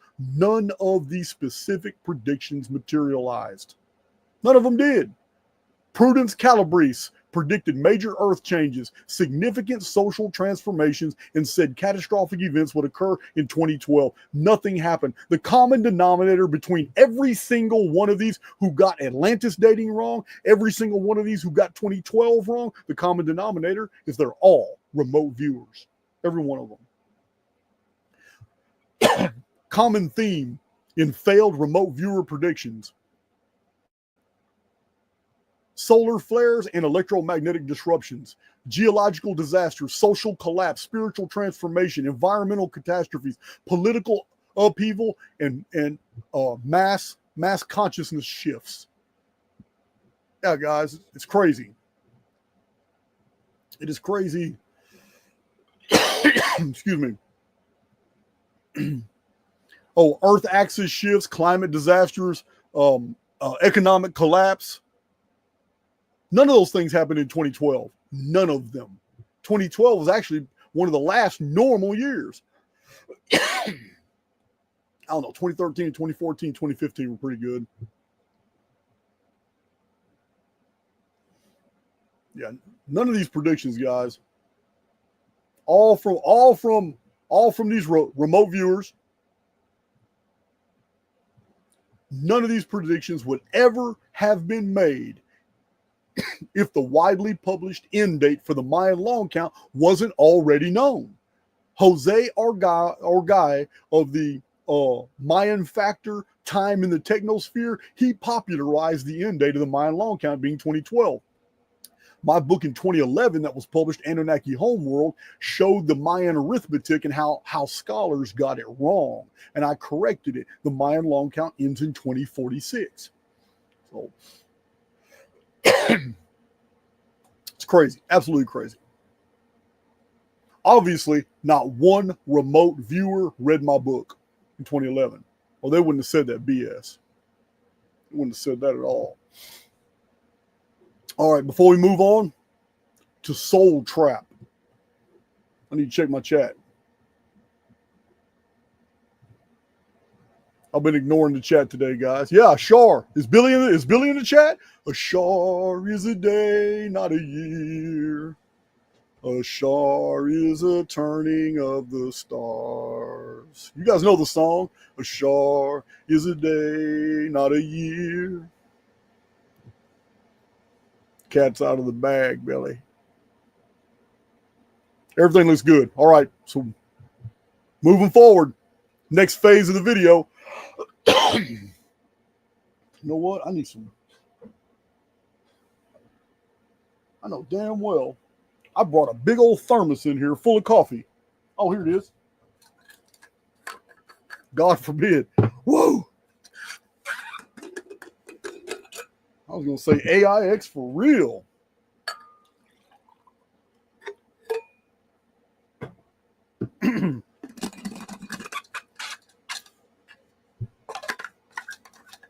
All right, let's do it. Let's do it.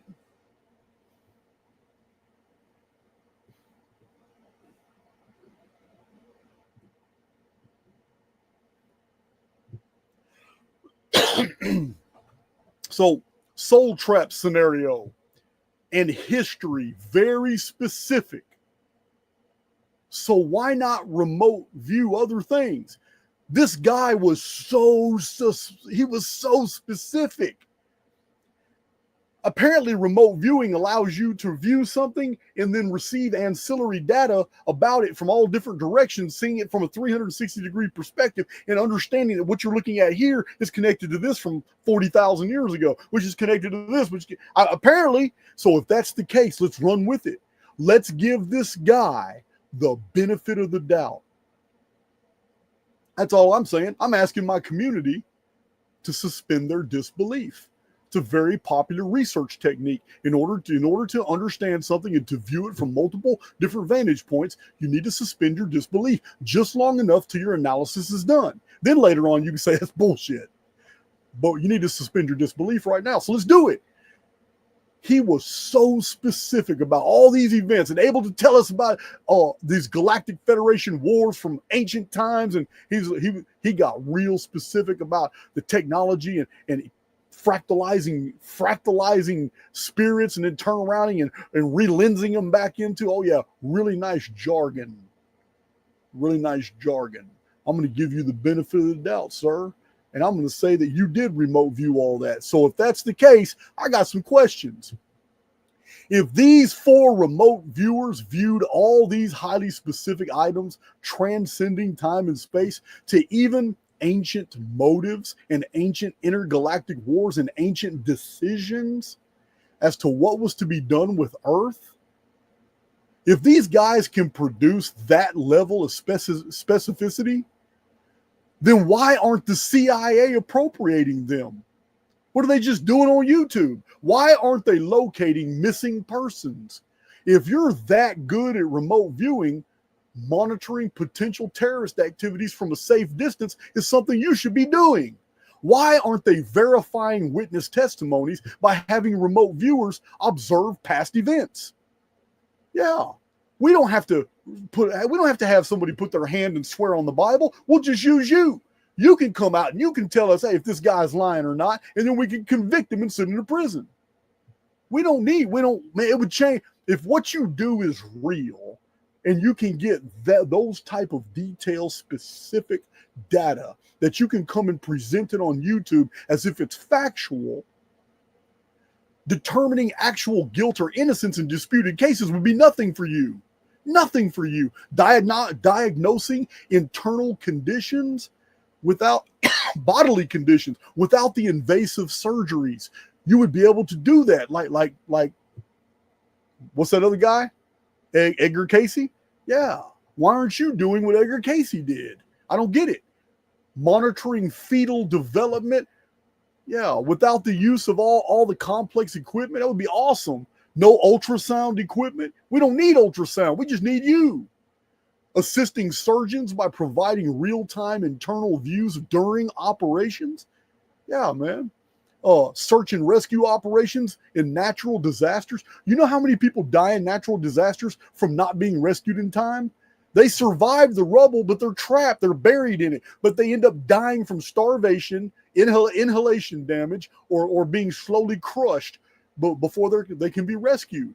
It's commonly known ancient cities during earthquakes. Yeah, man. Those cities, they didn't want to dig those bodies out. They built on top of them. Yeah, man.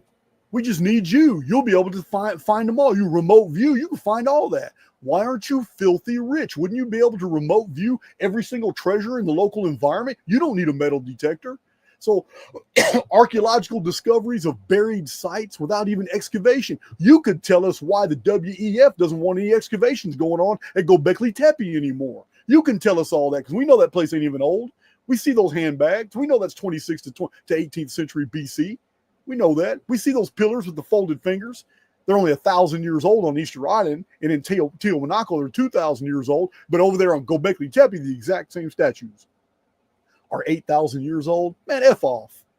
Yeah, man. Corporate security by directing potential insider threats is something you could be doing if you're a remote viewer of that caliber to where you could provide all that detailed specific stuff that you just gave us. Then yeah, environmental monitoring of deep ocean and underground conditions, deep earth biospheres. When submarines get lost and they go down, they can get you.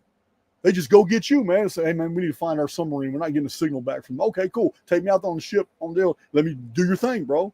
Do your thing. If you're that good at remote viewing to where you can baffle us with all this soul trap BS, then you need to be doing all these things as well. Just like that. Even simple stuff like quality control and manufacturing by viewing inside sealed products. Do you have any idea how much you would make as a harbor master? Oh, all those shipping containers coming over there, we just need you. Let me just remote view if there's any contraband coming in. Oh, man. If you can tell us about Soul Trap and ancient extraterrestrial civilizations and everything they're doing to encapsulate our world, and if you can actually get the attention of a god that turned to look at you and you felt so tiny and small, I promise you the harbor master can use you. Find great value in your ability to find the contraband. Oh my God. I'll drink to that. It's so stupid, guys. The truther community is infected. It's infected with intelligence agencies. It's infected with Jewish psyops. It's infected with a whole bunch of people that are chasing that dollar and don't give a damn about the truth. They pretend to give a damn about the truth, but they don't give a damn about it. It's infected with agents, with handlers like Darius J. Wright. I ain't scared of that dude. I ain't scared of telling you all his history. Yeah. That dude right there was trying to get big on YouTube doing yoga. I got the videos. You can still find them on YouTube. Darius J. Wright doing yoga. He's trying to do it, but he couldn't get big in it. So he found a grift. And he was a part of a psyop, a Lilu psyop. Lisa Harrison had a bunch of people believing that there was an entity that possessed her MacBook. Darius J. Wright just happens to be a programmer. Wow, how'd that happen? He was there for the entire psyop.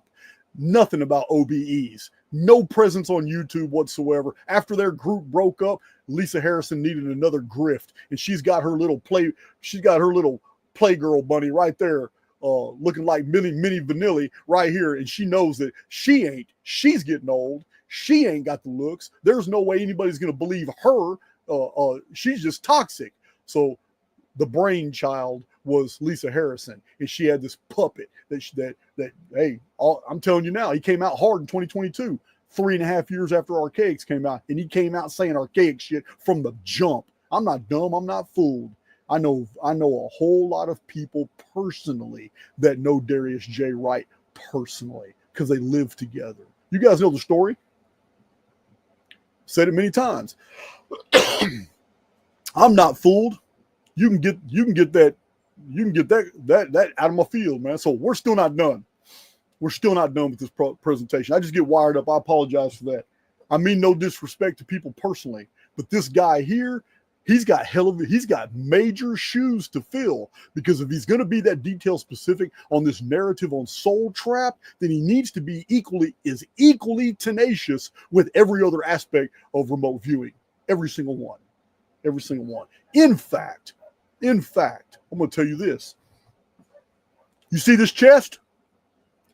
If you're really a remote viewer of that caliber, because I know you're listening to me, I'm pretty sure John Nolan sent you a message saying, hey, man, this dude Jason, man, he's going to be on it. Yeah, you see this chest? 3 different people were on my property this morning, and they watched me put this money, all this cash in this chest. You see this cash?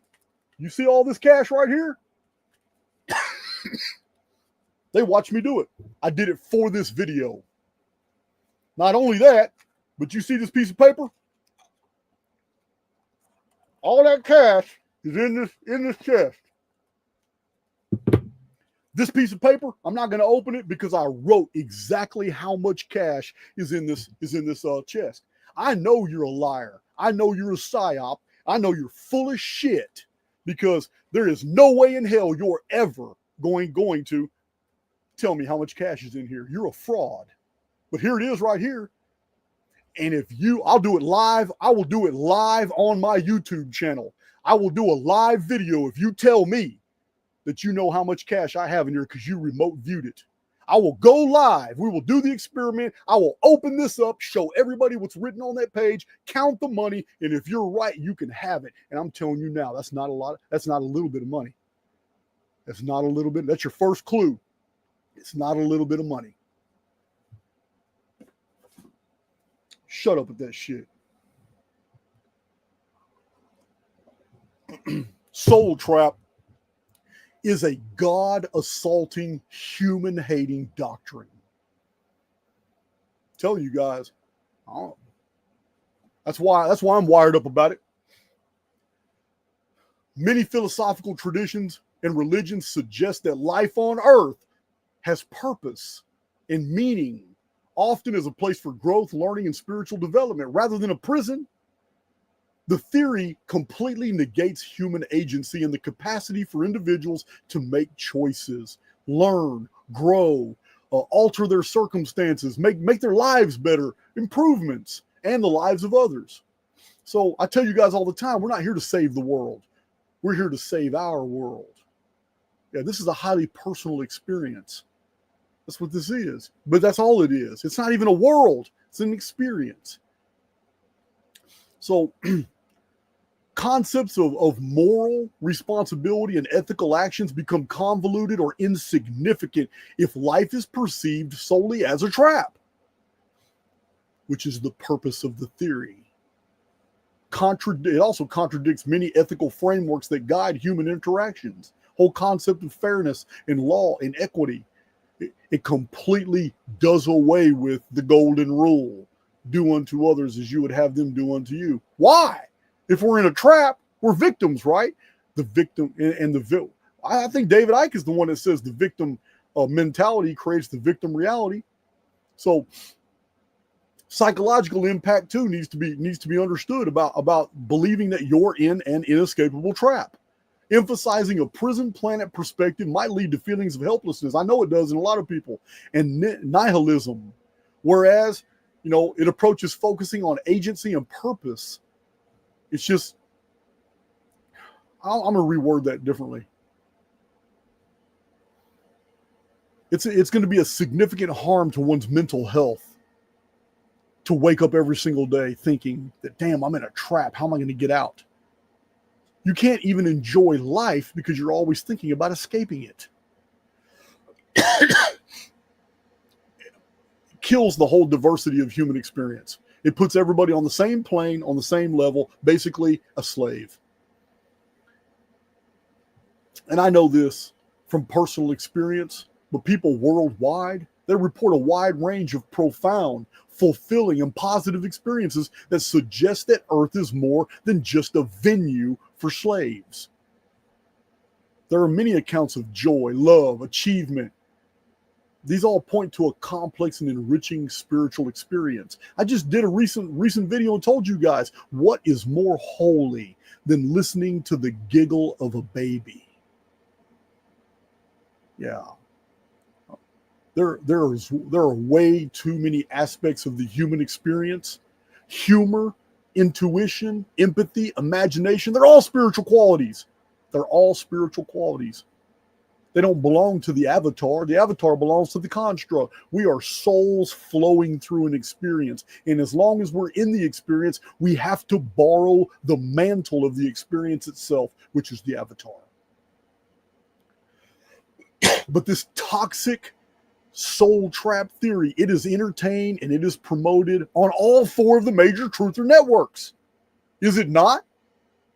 Gaia, Ancient Aliens, Forbidden Knowledge. Yeah, Billy Carson's full of that shit. Iconic is a platform. So I have to say Iconic. Jean Nolan, there's intercourse between David Icke and Jean Nolan. Jean Nolan's having all these guests. So you know what? David Icke must approve. He must approve. I don't know. But I know David Icke has the book The Trap. He's got his own version. His own version of Soul Trap is very close to this. if not the exact same.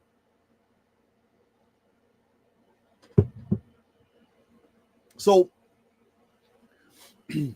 does Archaix teach soul trap? Some of you have thought that I do. Some of you have even interpreted some of the stuff. I'm not going to clarify it now.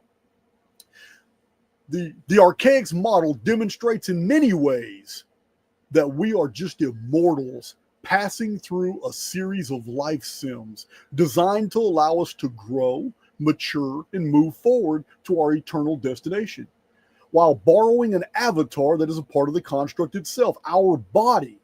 We are inwardly, inside, internally, still moored to source. The period between avatars is timeless. Time is a part of the construct. And it is here that Archaix model is vastly different from the dark soul trap model perpetuated today. In the Archaix model, once free of the construct, we are a pure spirit connected to source, and there is no threat of harm that can befall us outside the construct before we come back in willingly and live a different life sim from a different perspective, maybe a different race, a different culture. And we experience all these unique and different perspectives. And that memory is recorded holographically. This was an ancient concept, this Akashic field. Memory, as I've shown, I've given demonstrations in Archaix. Memory is in the field. You can get it back.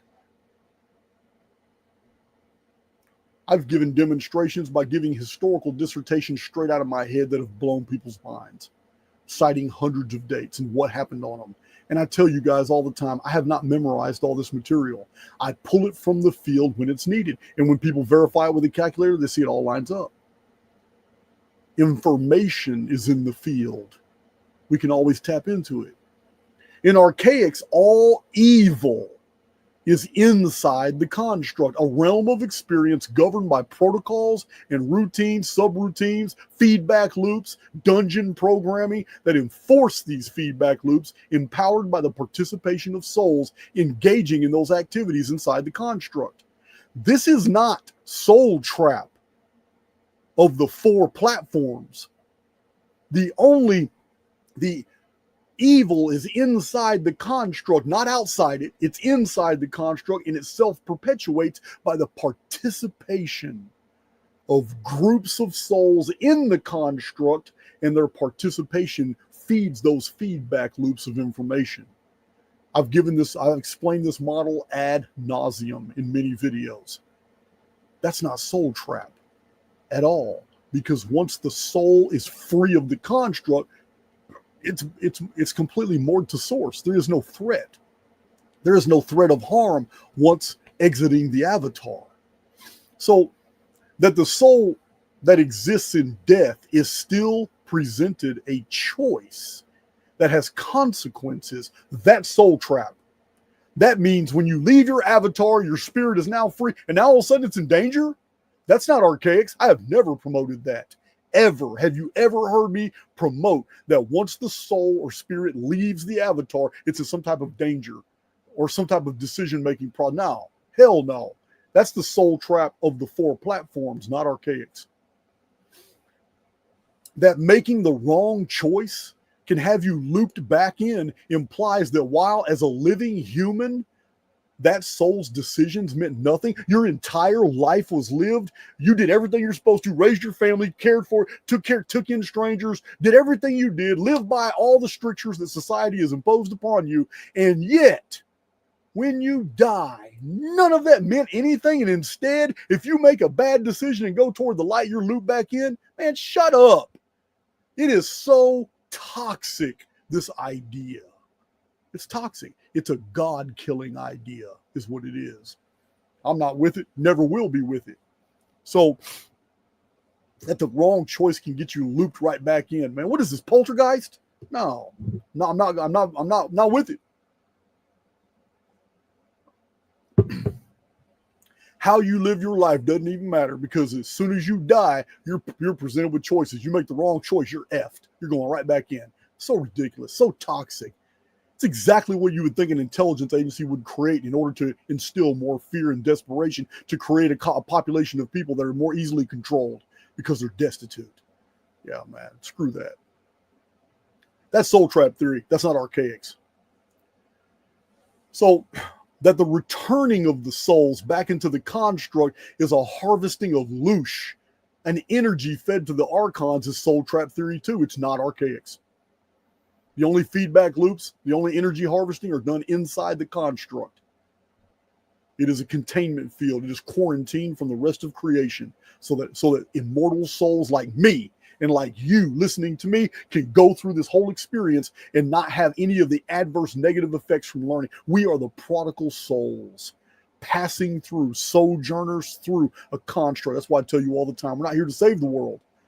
The world was specifically designed to save us. We got to pass through it. This is the Red Sea. Yeah, guys, it's totally opposite. Do not confuse Archaix model with the model that's promoted by these 4 platforms. I'm not trying to hear it. This also implies that the oversoul is not in control, that evil exists outside the construct, and that the psychological effect on people struggling with spirituality is horrific, because soul trap theory is specifically designed to steal your faith. I'm not the one. My peace is not for barter, and I'm not buying into this BS. I'm just not doing it. The Archaix model empowers the individual soul, recognizing the connection to source. But the soul trap concept of David Icke, Jean Nolan, these 4 platforms, and these remote viewers removes the soul's connection to source, steals the power of the oversoul, and gives it to the dark forces that use us for food. No, I'm not buying it.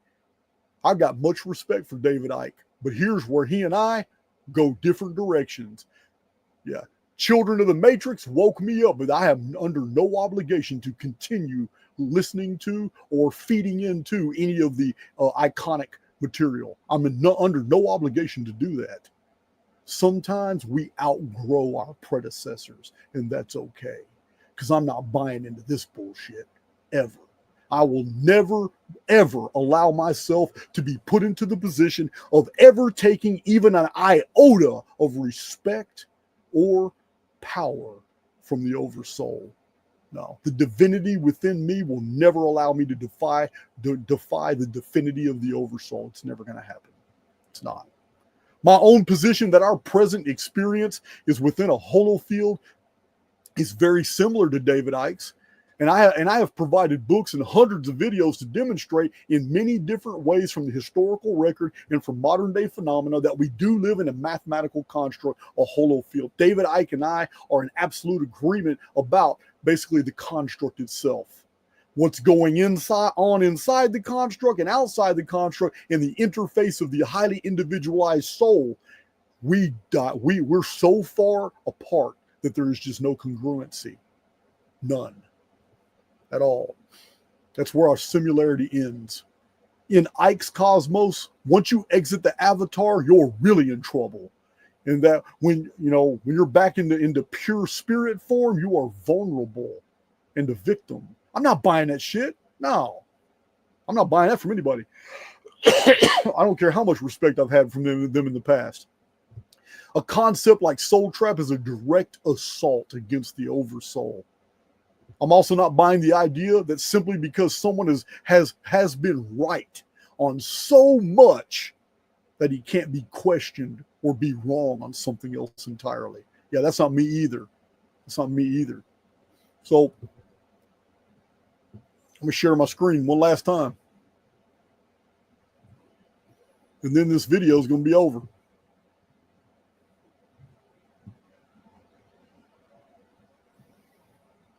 Let's go here. Go right here. So there's Archaix veterans. You might want to help some of these new people out here. So there are many new people here that they just don't get it. They have no idea. They have no idea what they've walked into in Archaix.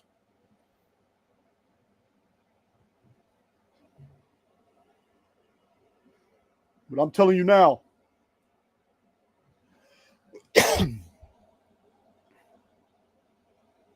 all right, let me share my screen.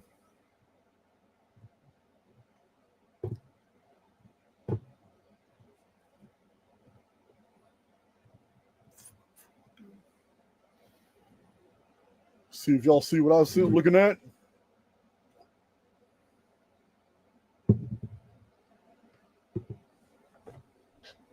Okay.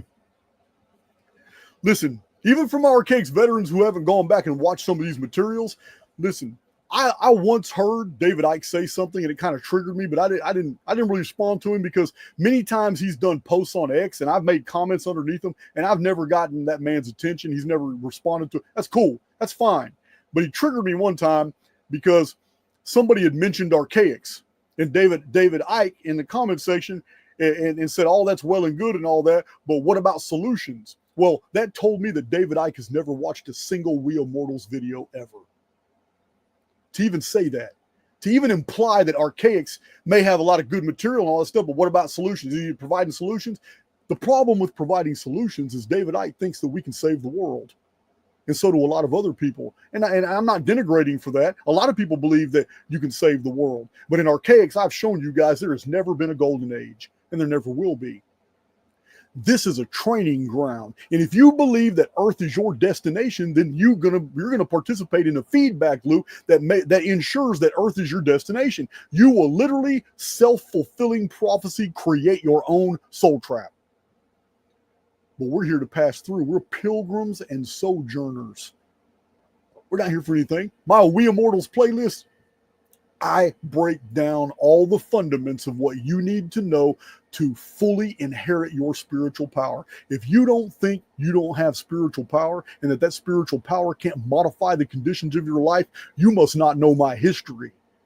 I've got all kinds of felonies. I've got all kinds of charges. I've been in and out of jail. I spent 26 years in prison. In prison, there were so many attempts on my life, and I'm still walking here. I treated every single situation I've lived in life as if I'm David and you're Goliath, and there is no way in hell that the Oversoul's ever going to let you defeat me. I have treated every situation, that all my business relations, everything. Yeah, I might be a little bit aggressive, but that aggression comes from a connection to source that is so profound.